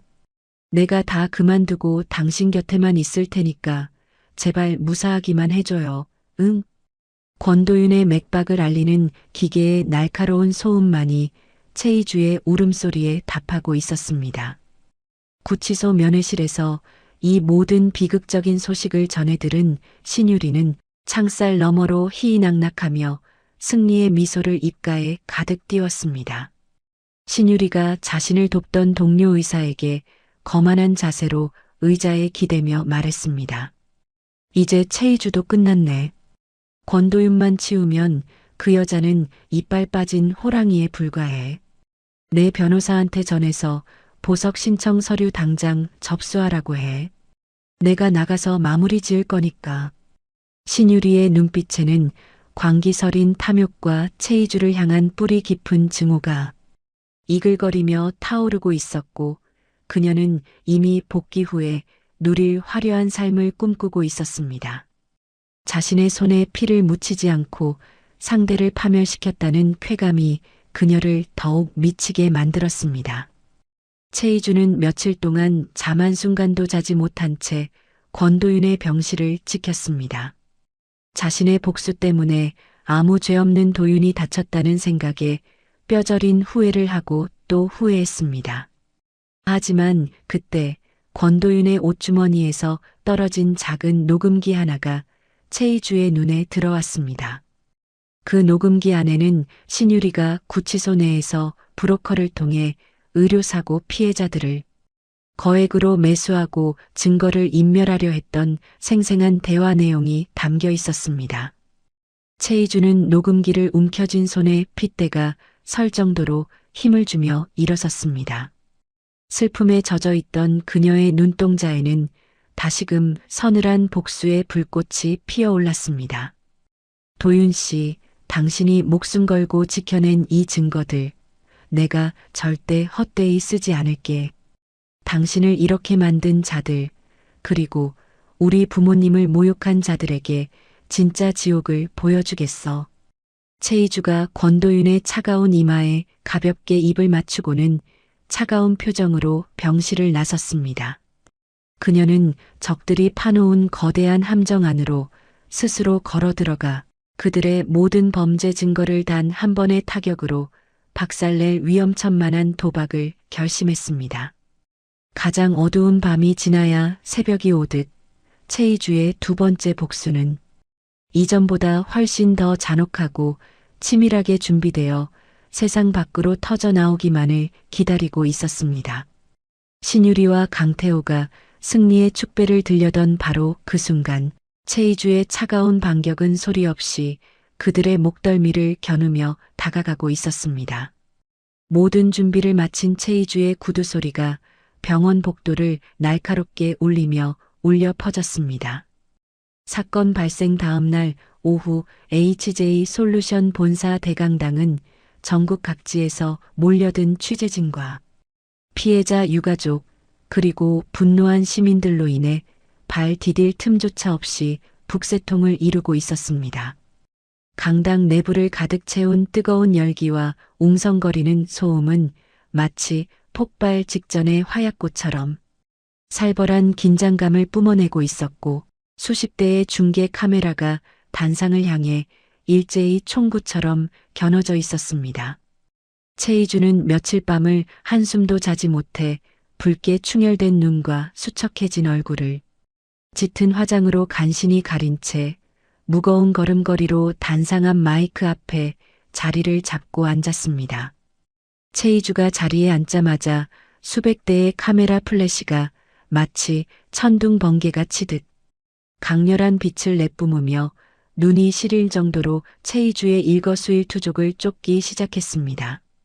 최이주는 책상 밑으로 숨긴 손을 손톱이 하얗게 질릴 정도로 꽉 맞잡으며 차분하게 호흡을 가다듬었고 이내 장내를 순식간에 정적에 빠뜨리는 서늘하고도 단호한 목소리로 첫마디를 뗐습니다. 최이주가 마이크를 고쳐 잡고 정면의 카메라 렌즈를 똑바로 응시하며 천천히 입을 열었습니다. 여러분, 어제 강태호 씨가 눈물로 호소하며 제시했던 저희 부모님의 비리 문건은 최근의 기록을 조작하여 만든 명백한 가짜 위조물입니다. 지금 화면에 띄워드리는 국립과학수사연구원의 긴급 정밀 감정 결과와 문서 전문가들의 소견서를 직접 눈으로 확인해 주시기 바랍니다. 강당 벽면에 설치된 대형 화면 위로 강태호가 내밀었던 종이 뭉치가 사실은 특수한 인쇄 기법으로 최근에 출력된 가짜라는 증거들이 붉은색 표시와 함께 선명하게 드러났습니다. 기자들 사이에서 경악 섞인 웅성거림이 파도처럼 밀려오자 최이주는 지체하지 않고 권도윤의 옷주머니에서 찾아냈던 소형 녹음기를 꺼내 마이크에 바짝 가져다 댔습니다. 강당 안에는 구치소 내에서 브로커를 통해 의료사고 피해자들을 거액으로 매수하고 증거를 인멸하려던 신유리의 날카롭고 탐욕스러운 목소리가 가감없이 울려 퍼졌습니다. 신유리의 목소리가 담긴 녹음 파일 속에서 신유리는 아주 고압적인 투로 떠들어대고 있었습니다. 그 유족들한테 가서 전해. 돈 몇 푼 받고 평생 입 닥치고 살 건지 아니면 내 손에 죽어나갈 건지 똑똑히 고르라고 해. 최이주 그 여자는 내가 나가면 바로 끝장낼 거니까 걱정 말고. 녹음이 채 끝나기도 전에 강당 뒷문이 쾅 소리를 내며 거칠게 열렸고 지독한 술 냄새를 풍기며 눈이 뒤집힌 강태호가 기자회견장 안으로 난입해 들어왔습니다. 강태호가 기자들을 거칠게 밀치며 단상 위로 올라오려 발악을 하며 소리를 질렀습니다. 최이주, 이 영악한 년아, 저건 다 네가 돈으로 조작한 거야. 어디서 가짜 녹음기를 들고 와서 사기를 쳐. 당장 저 기계 꺼. 우리 엄마하고 나를 이 모양으로 만들고 네가 무사할 것 같아? 내가 오늘 너 죽이고 감옥 간다. 최이주는 강태호의 광기 어린 난동에도 눈 하나 깜짝하지 않고 그를 차갑게 내려다보았습니다. 최이주는 미리 대기시켜둔 잠입 취재팀의 실시간 생중계 카메라를 강태호의 얼굴에 들이대며 더욱 또렷하고 울림 있는 목소리로 주변 기자들에게 상황을 설명했습니다. 최이주가 강태호의 입에서 나오는 온갖 폭언을 묵묵히 받아내다가 서류 한 장을 높이 치켜들었습니다. 강태호 씨, 당신이 방금 뱉은 모든 말은 실시간으로 전국에 생중계되고 있습니다. 그리고 당신이 신유리와 공모해서 권도윤 대표를 습격하라고 지시한 조폭의 자백 영상도 확보했습니다. 어디 이 영상도 조작이라고 한번 우겨보시죠. 세상 사람들이 당신의 추악한 민낯을 다 보고 있습니다. 강태호가 그 자리에 얼어붙은 듯 멈춰서서 화면에 나타난 자신의 오랜 신복이 수갑을 찬 채 모든 범행을 실토하는 영상을 멍하니 쳐다봤습니다. 강태호가 충격에 휩싸여 말을 잇지 못할 때 강당 옆으로 설치된 휠체어 전용 통로를 통해 과거 신유리의 의료사고로 소중한 가족을 잃은 피해자가 힘겹게 등장했습니다. 피해자가 휠체어 바퀴를 직접 손으로 굴려 기자들 앞에 서서 피 맺힌 눈물로 호소하기 시작했습니다. 신유리 저 여자는 의사가 아니라 사람의 목숨을 돈으로 계산하는 살인마입니다. 제 아이를 수술대 위에서 죽게 만들고도 사과 한마디 없이 돈으로 제 입을 막으려 했습니다. 협박까지 일삼던 저 악마 같은 인간들을 제발 법의 심판대에 세워주십시오. 장내의 분위기는 순식간에 숙연해졌다가 이내 신유리와 강태호를 향한 격렬하고도 뜨거운 분노의 함성으로 바뀌어 강당 전체를 뒤흔들었습니다. 최희주는 휠체어에 앉아 오열하는 피해자의 손을 따뜻하게 맞잡으며 그녀의 용기에 감사를 표했습니다. 강태호는 도망칠 곳을 찾으려 사방을 둘러보았으나 이미 경찰들이 모든 출입구를 봉쇄한 상태였습니다. 같은 시각 HJ 솔루션 로비에서 머리에 띠를 두르고 시위를 벌이던 김선영에게도 심판이 찾아왔습니다. 김선영이 경비원의 멱살을 잡고 침을 뱉으며 여전히 아나무인으로 악을 쓰고 있을 때 정장 차림의 형사들이 김선영의 앞을 가로막고 차가운 수갑을 꺼내 보였습니다. 형사가 김선영의 팔을 거칠게 꺾어 잡으며 엄중한 목소리로 체포 이유를 고지했습니다. 김선영 씨, 당신을 허위사실 유포에 의한 명예훼손 및 업무방해, 그리고 비자금 조성 공모 혐의로 긴급 체포합니다.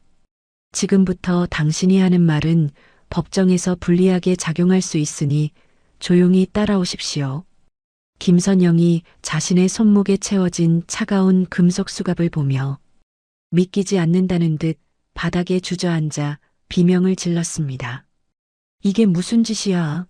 내가 이 회사의 전주인이고 태호 엄마야. 희주야, 나 좀 살려다오. 우리 태호 어디 있니? 저놈들 좀 치워봐라.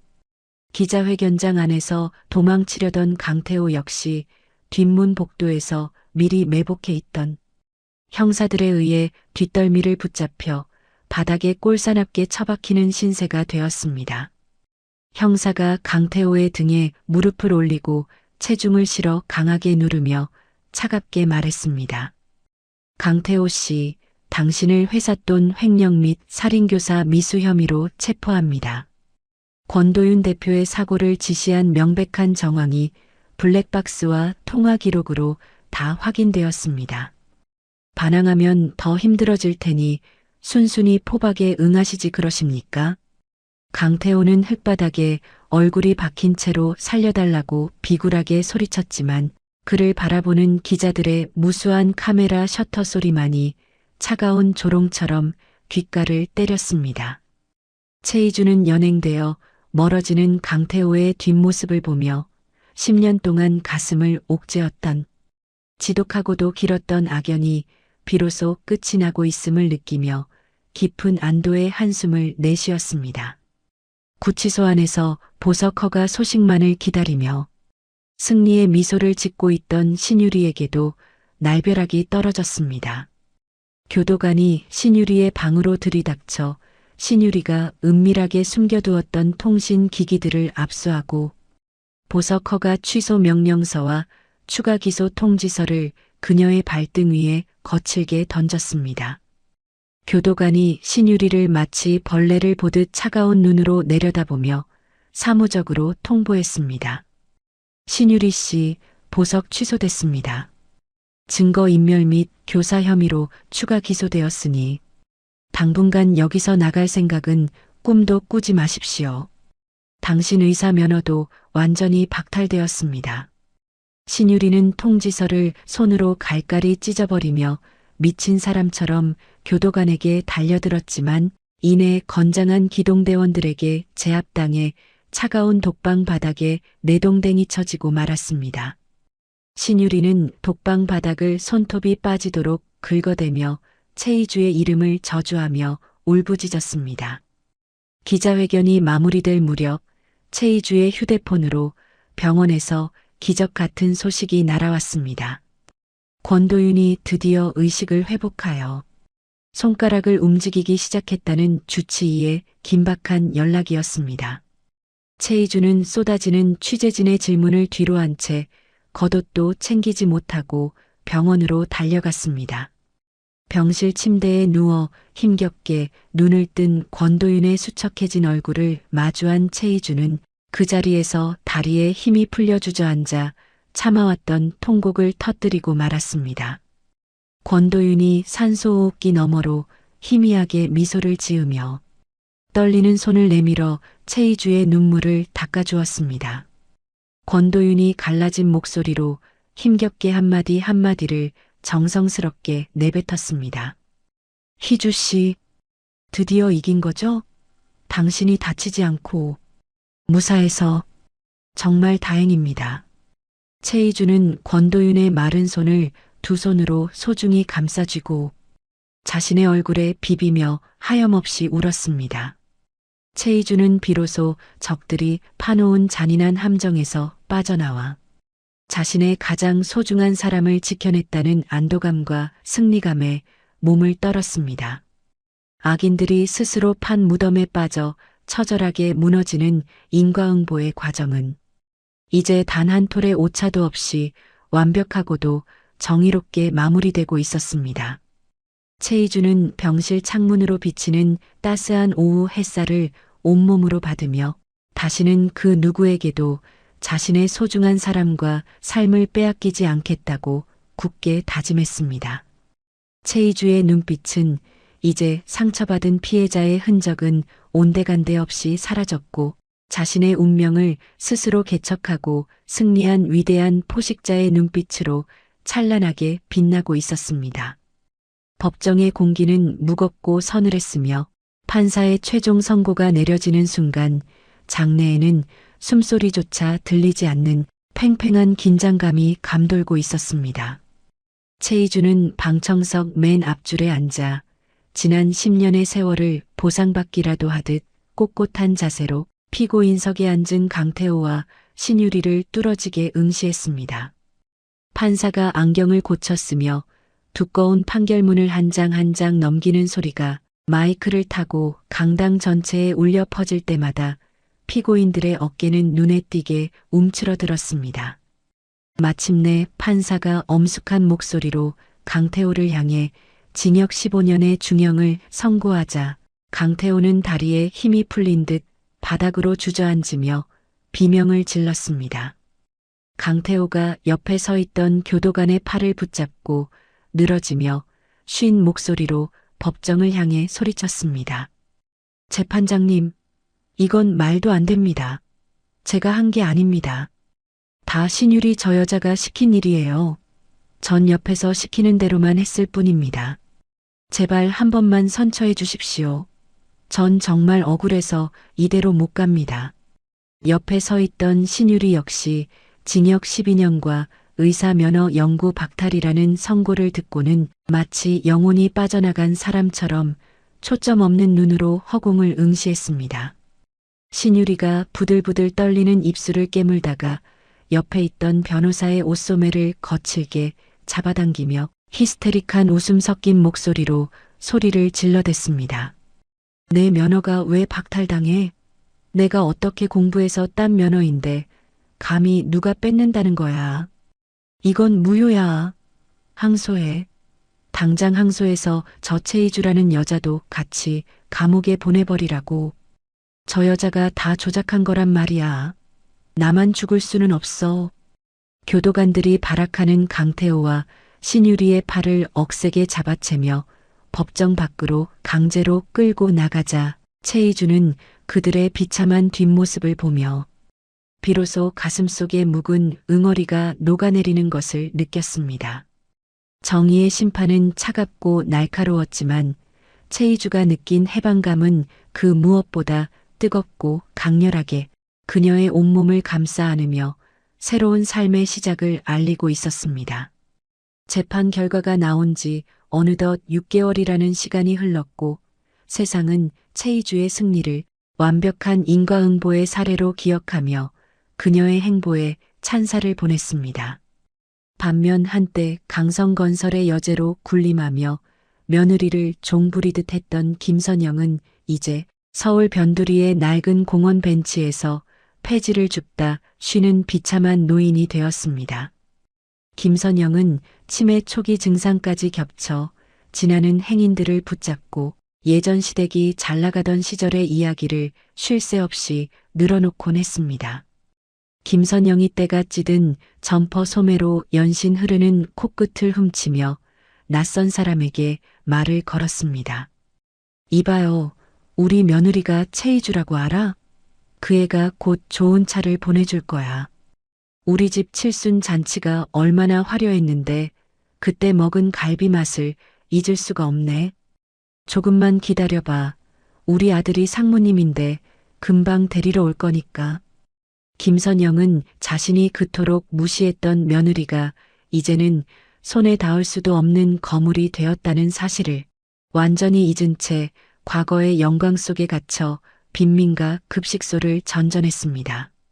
그녀가 누리던 화려한 보석과 비단 옷은 이미 경매로 넘어가 타인의 손에 들어갔고 김선영에게 남은 것은 구멍난 양말과 쉰내나는 낡은 배낭뿐이었습니다.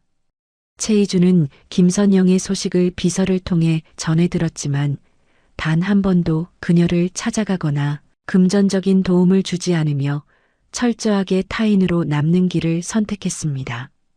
용서라는 이름의 자비는 진심으로 뉘우치지 않는 자들에게는 그저 사치스러운 면죄부일 뿐이라는 사실을 최희주는 지난 고통의 세월 속에서 배웠기 때문입니다.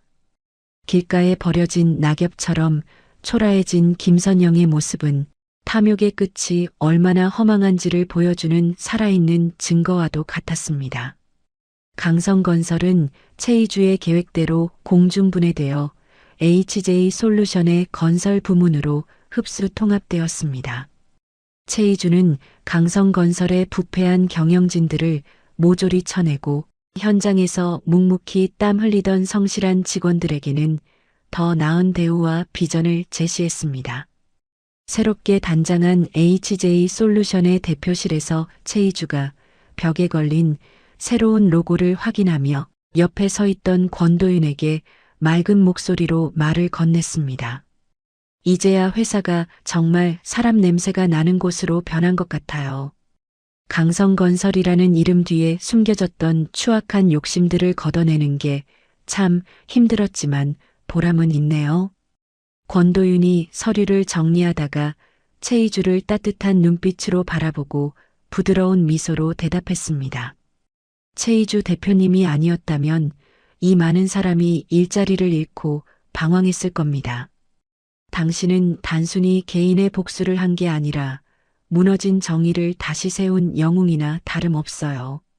최희주는 부모님의 유산이었던 땅을 지켜낸 것에 그치지 않고 그곳에 부모님의 이름을 딴 평화장학재단을 설립하여 성대한 개관식을 가졌습니다.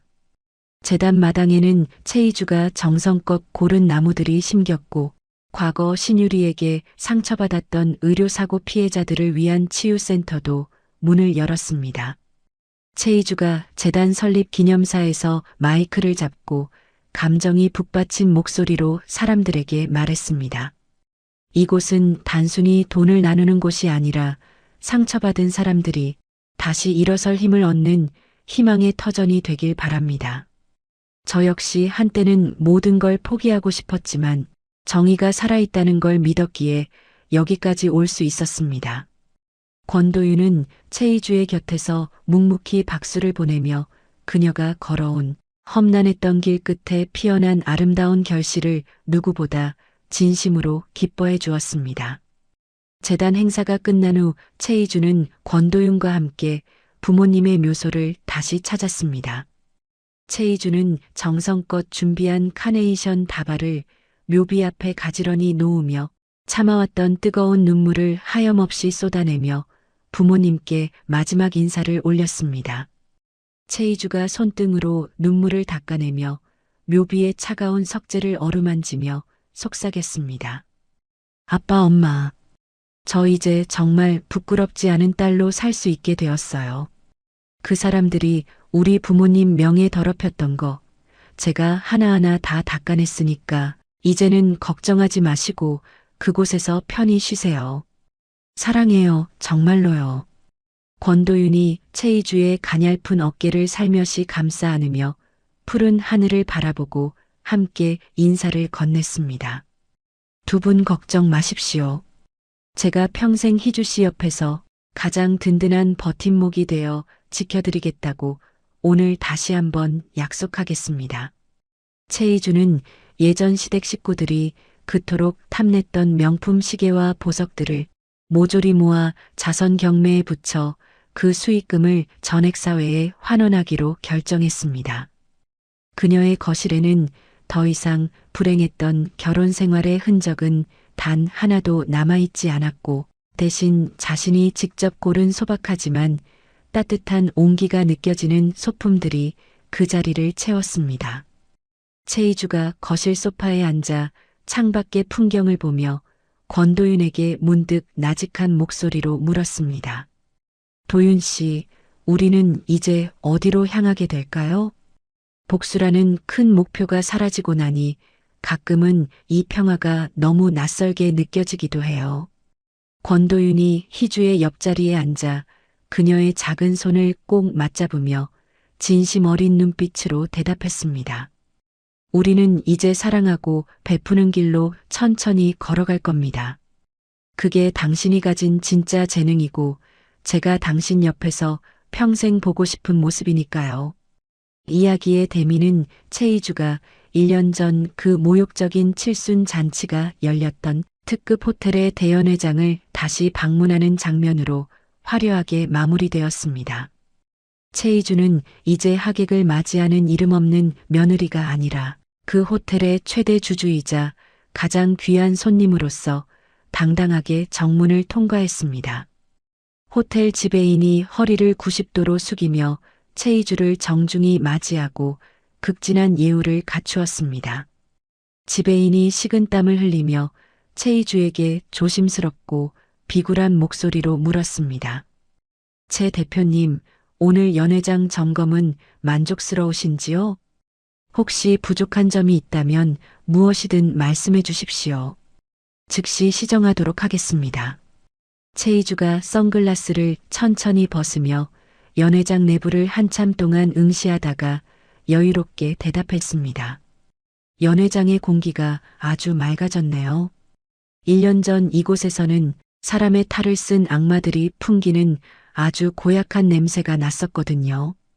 호텔 정문을 나서는 최이주의 등 뒤로 붉게 물든 황금빛 노을이 눈부시게 쏟아졌습니다. 최이주는 호텔 입구에서 자신을 기다리고 있던 권도윤의 차를 발견하고 그 어느 때보다 환하고 맑은 미소를 지으며 그를 향해 가벼운 발걸음을 옮겼습니다. 두 사람이 탄 차가 복잡한 도심을 지나 탁 트인 한강변 도로를 힘차게 달릴 때 최이주는 차창을 활짝 열고 시원한 강바람을 온몸으로 맞이하며 진정한 자유를 만끽했습니다. 과거의 슬픔은 이제 한 조각의 추억이 되어 바람에 실려 멀리 날아갔고 그녀의 앞날에는 오직 자신이 직접 그려나갈 찬란하고 아름다운 미래만이 넓게 펼쳐져 있었습니다. 최이주와 권도윤이 나란히 걷는 한강변의 아름다운 뒷모습을 끝으로 상처를 딛고 일어선 한 여성의 위대한 승리와 복수극은 화려한 마침표를 찍었습니다. 인생사 세옹지마라는 말이 딱 어울리는 희주 씨의 이야기. 여러분은 어떻게 들으셨나요? 가장 믿었던 가족에게 배신당했을 때의 그 참담한 심정은 아마 겪어보지 않은 사람은 모를 겁니다. 하지만 희주 씨는 좌절하는 대신 용기를 냈고 악인들에게는 처절한 대가를, 자신에게는 화려한 성공을 선물했습니다. 결국 뿌린 대로 거둔다는 인과응보의 진리는 시간이 아무리 흘러도 변치 않는 법인가 봅니다. 지금 당장 억울하고 힘든 일을 겪고 계신 분이 있다면 희주 씨처럼 곧 눈부신 아침이 찾아올 거라 믿으셨으면 좋겠습니다. 여러분의 삶에도 언제나 정의로운 보상과 따뜻한 행복만이 가득하기를 진심으로 응원하겠습니다. 이야기를 끝까지 들어주신 분이 계시다면 잘 들었다고 댓글 하나만 남겨주세요. 지금까지 똑순이 사랑방이었습니다. 감사합니다.